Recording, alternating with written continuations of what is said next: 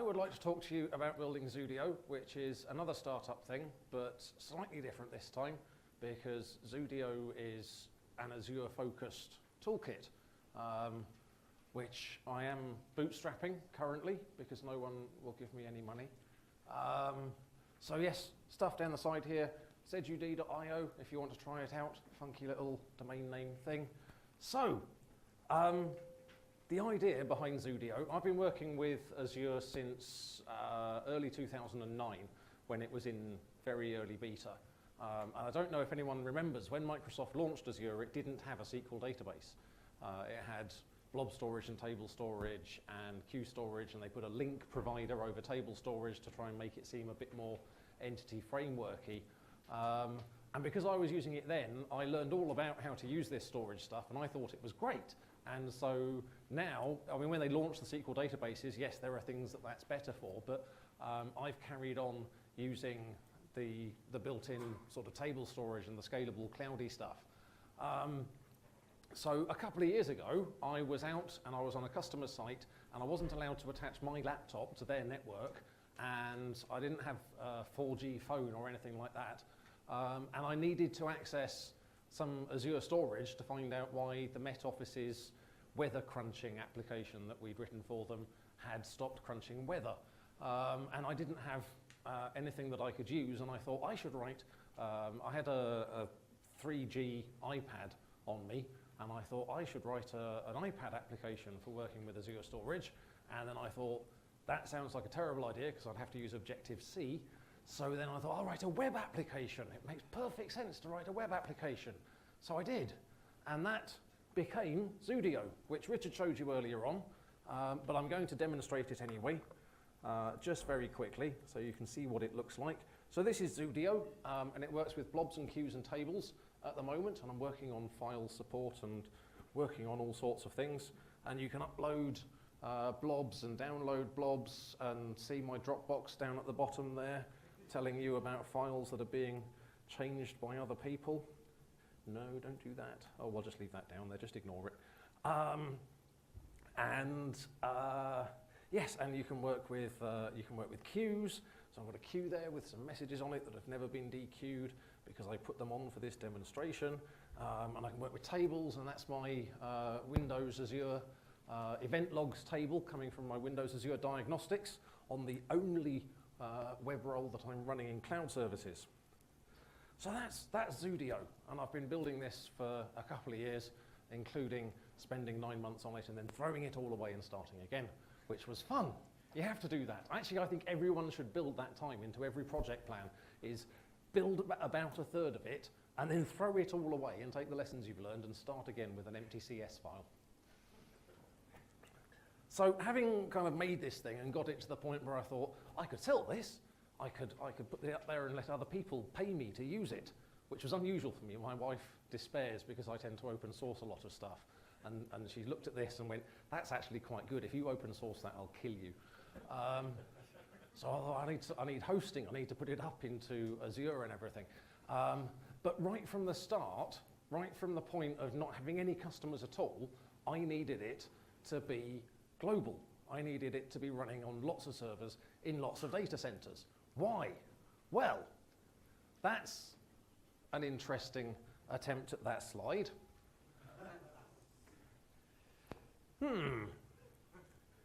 There's a world map underneath that, which you can't see. You can just about see the dot. You see the dots? Look, the little dots? Anyway, imagine the world map underneath it. Those are the Azure data centers that are currently running. So, and I'm going to remember these without reference to the actual map. So, you've got North Central US, over to the side here, South Central US, West US, East US, Brazil South, which is currently very busy streaming silly people chasing balls. And we've got, that's West Europe, that's North Europe, yep. Cloud services, massively distributed systems, yes. Geography, not so much.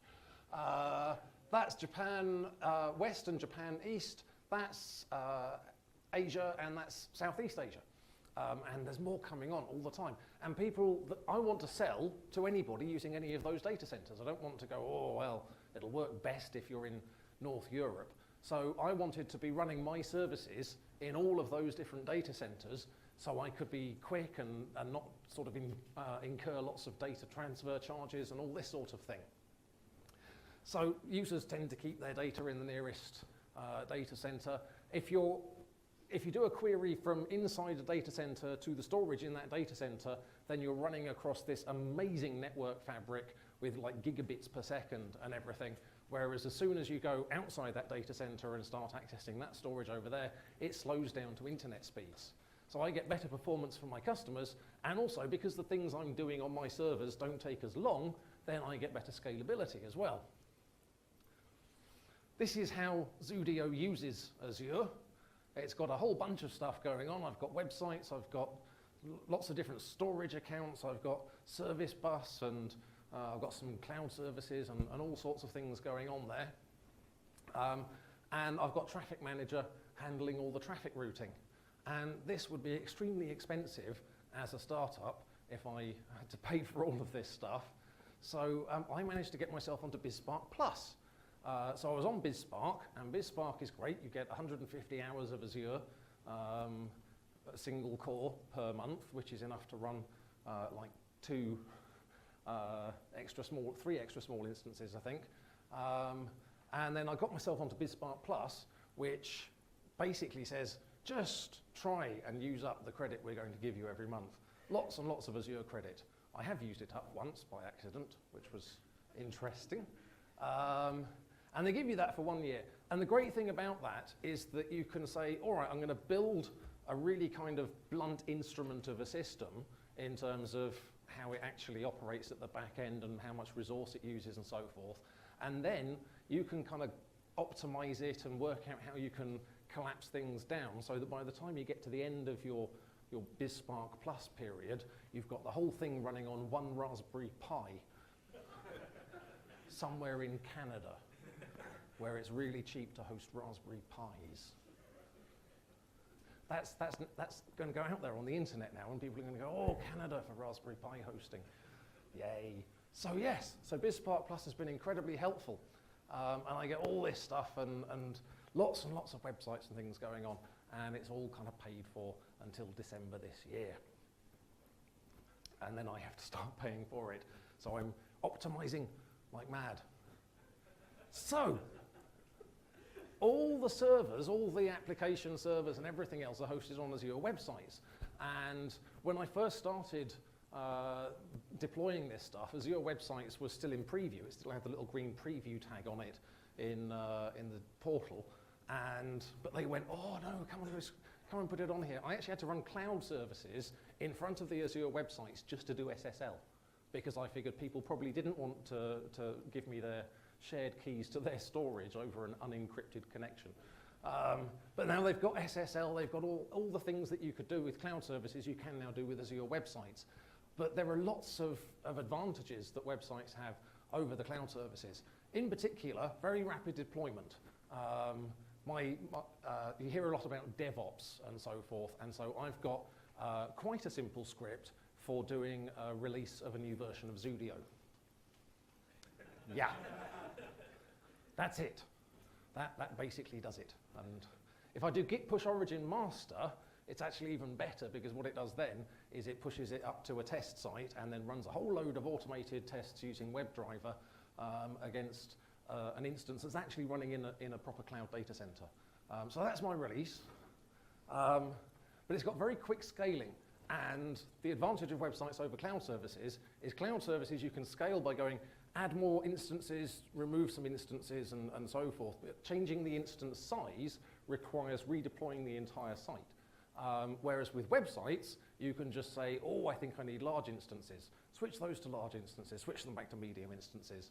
And they've got automatic scaling as well, so you can set a minimum. So I have a minimum of 2 sites, 2 servers running in every data center, but that can scale up to 10 in the event of enormous quantities of people all using the service at the same time.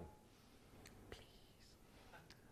So yes, and when you've got cloud services, it's essentially you've got one application per cloud service, certainly in the real platform as a service sense. Whereas with Azure websites, you pay for some instances and you can run like 500 different websites all on that same pair of instances because it's just a big IIS cluster and so forth. And I've even got, some of my stuff is .NET, I've got a few bits in Node.js, and they're all running on the same servers. So I'm not incurring extra costs just to use different platforms. So that multiple site support, Mick was talking about refactoring his application into service-oriented architecture and building lots of smaller services and smaller applications that come together to form one big application. And that's something that I've been working on with Azure and with Zudio. So I have my upload application. Most of the stuff in Zudio, I can upload a new version and switch you over to it and you won't notice that it's happened. But people upload 127 gigabyte VHD files using Zudio. I know because I track it, and if someone's uploading 127 gigabytes and then at the 126 gigabyte point I go, actually let's switch to a new version of that, and because I've added functionality to the queues tab, then the person who was doing that is probably going to be miffed. So I put all the upload functionality onto separate servers, and those just sit there and run. And they run constantly, and they're separate. And I'm breaking more stuff out, and as I add new functionality, I tend to do it as a new application and just bring it in as a back-end service.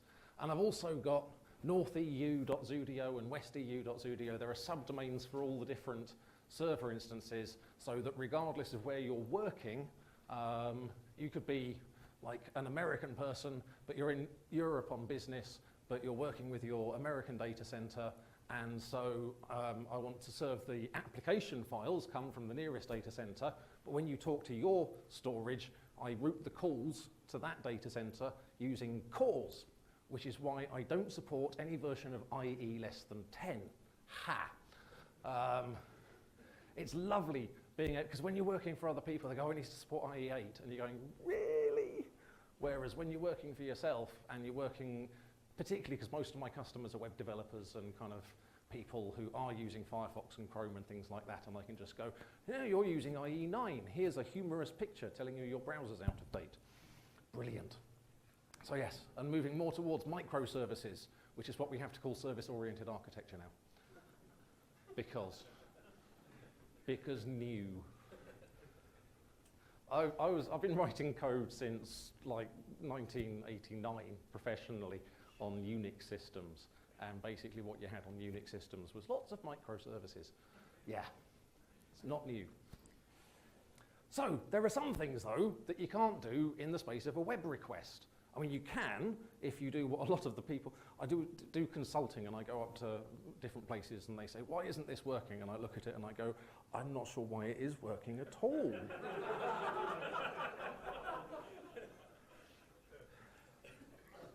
That bit there definitely shouldn't work. But no, they have long-running tasks, and so they go into their web.config and set the HTTP request timeout to 3 hours. This is not the way to run long-running tasks. So I've got various things. You can like copy an entire table from one data center to another and all this sort of thing. And so I was using worker roles for doing that. And obviously that's quite expensive because I've got all my websites running and all those are costing me money. And then I've got worker roles running as well, and all those are costing me money for doing all this stuff. So then recently they launched web jobs. And web jobs is brilliant because I can literally just include a couple of console applications in my main application, and then they upload and they just run and they get driven by queues. It's kind of like mini Orleans.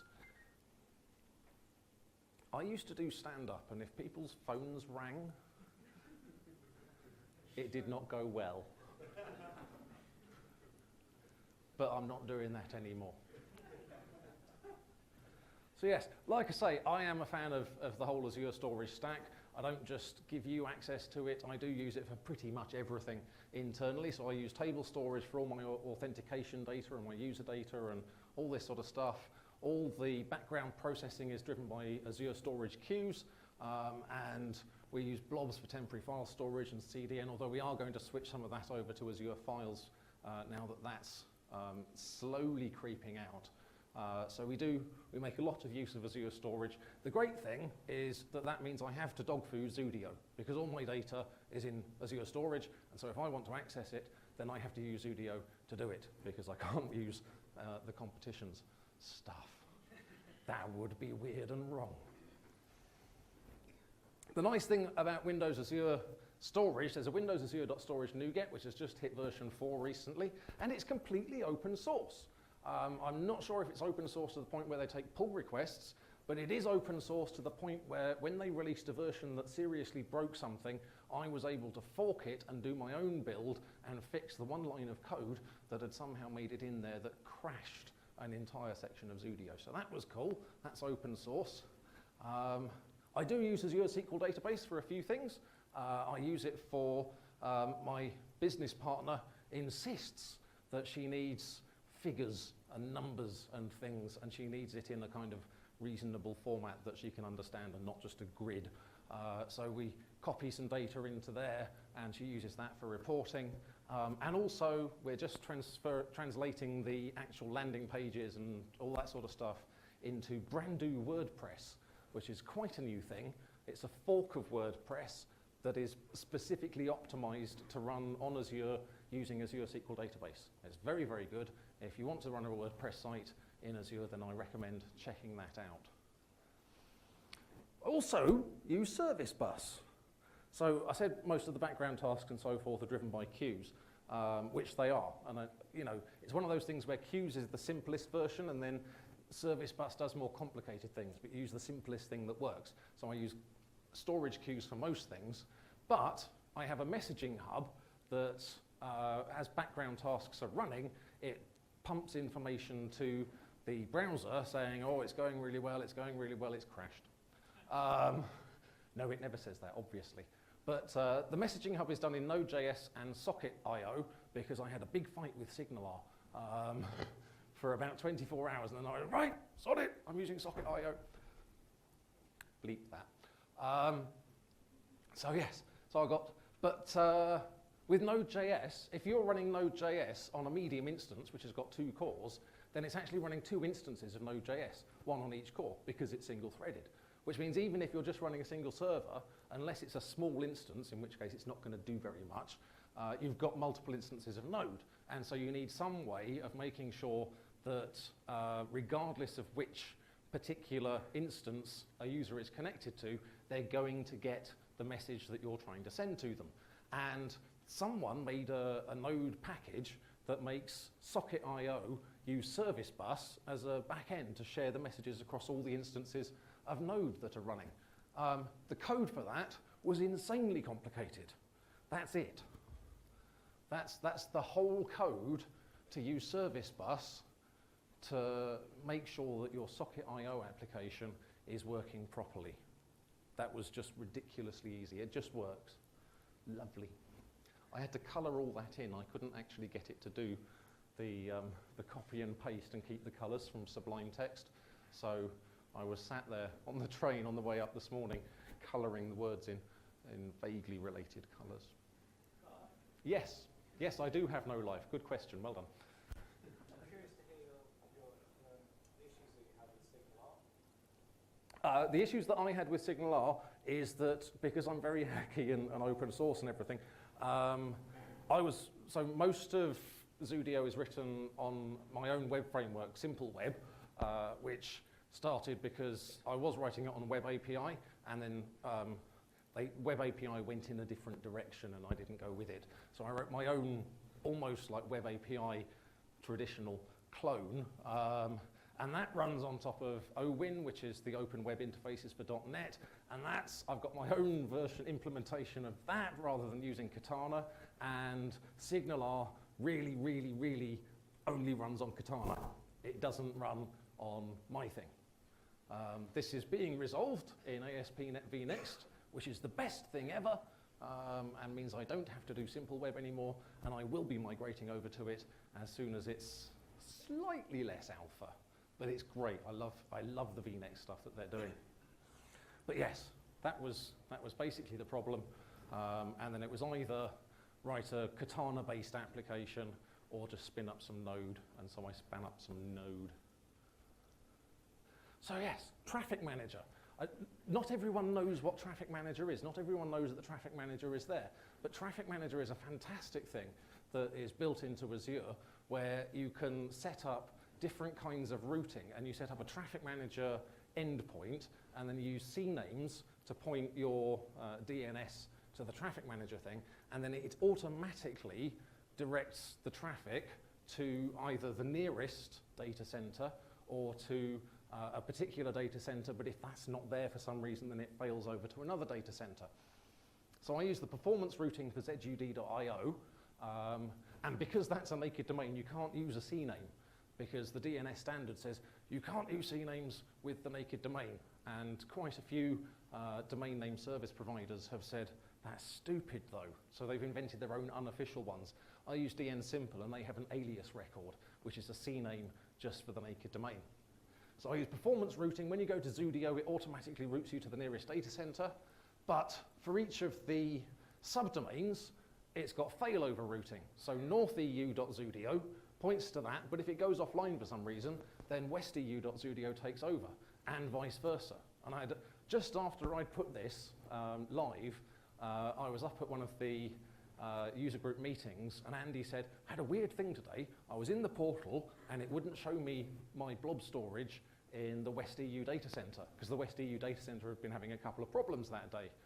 But Zudio showed it to him perfectly happily, because there was nothing wrong with the storage. It was compute that was having a brief issue in there. And so I had northeu.zudio was filling in for westeu.zudio while they were having problems.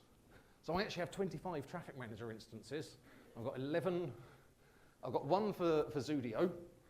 I've got 11 for all 11 data centers doing the failover routing for the main site, and another 11 doing failover routing for the upload stuff, and then 3 handling hubs and various other infrastructure things. Now, when you've got 11 websites that are all technically the same website, working with them is still quite difficult. In particular, when I deploy my websites using my git push origin release, they go into a staging slot. And the point of the staging slot is that if something goes wrong with git or NuGet or any of the myriad things that are involved in this process, it doesn't crash that server. It just sits in the staging slot going, no, that didn't work. But once you've got them all deployed and they're all working properly, there's a swap button that you have to use. And the first time, I think I did it with when it was 9 data centers, and they just launched staging slots. And the first time I had to open up 9 tabs and then go, right, are they ready? Are they ready? Are they ready? Are they ready? Are they ready? Are they ready?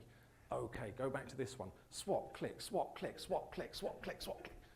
So I decided I would learn the management API. Azure has a fantastic management API. Almost everything you can do through the portal, you can do using code. And so I wrote Igor. And an Igor waits till things are alive and tells you how alive they are and so forth. And so you can see here, all the ones in green are the live sites, and all the ones in yellow are the staging sites. And I can force a sync, so if any of them haven't picked up the GitHub hook for some reason, I can say, oi, go and get your latest version of the code. And then once they're all saying, I'm ready, I can click swap all, and it just swaps all of them over at the same time. And then there's some other bits and pieces in there. But this is all based on the web API, and that's open source. You can get that from github.com zudio/Igor. Download that, play with it, use it. I have, so far, managed to avoid putting my own management certificate into GitHub source control, which, as anyone who's used GitHub for anything serious will tell you, is an achievement. And I'm very proud of it. I need to delete a commit because it had keys in it. No, Git doesn't work like that. Damn.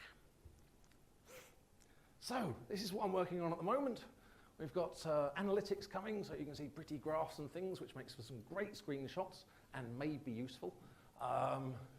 We've got some new licensing models coming along. We've got enterprise licensing with permissions and all this sort of stuff. We're starting to support relational database systems and so forth. And all this stuff we can build out bit by bit and just add analytics in, and it's a new app and it just hooks in and so forth, and all deployed on this amazing infrastructure without me having to worry about, well, analytics, how many servers am I going to have to order for that and whatever else. So I can just keep throwing ideas around in a very agile, iterative sort of way. So that's got to be good. So yes, thanks for listening to me. I hope you had a good day, and enjoy the rest of it.